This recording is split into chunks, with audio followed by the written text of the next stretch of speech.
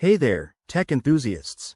Welcome back to our channel, where we tackle everyday gadget glitches with simple, straightforward solutions. Today, we're diving into the How to Fix Dyson Fan E8 Error 2025 video. If your Dyson fan is flashing that pesky E8 error code, don't panic. It's often something you can fix at home with just a few steps. This error typically points to issues like overheating, a blocked air path, or even a sensor malfunction, which is common in 2025 models due to dust buildup or power fluctuations. First things first, safety is key. Always unplug your Dyson fan before starting any troubleshooting to avoid electrical hazards.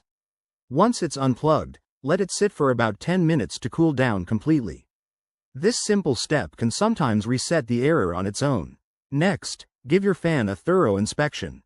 Check for any blockages in the air intake or outlet. Dust, pet hair, or even a forgotten toy can cause the E8 error. Use a soft brush or a vacuum with a hose attachment to gently clean these areas. Make sure not to damage the blades or filters while you're at it.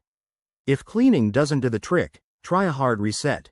Plug the fan back in, hold down the power button for 15 seconds, then release and turn it on as usual. This can clear temporary glitches in the fan's software. For more advanced users, check if your Dyson fan needs a firmware update. Visit the official Dyson website, download the latest software for your 2025 model, and follow their instructions to update via USB or app. If you're not comfortable with this, skip it and move on. If the error persists after these steps, it might be a hardware issue. In that case, contact Dyson customer support. They offer great warranty services and can guide you further.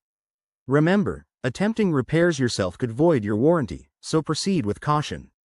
There you have it, folks. By following these steps, you should have your Dyson fan up and running smoothly in no time.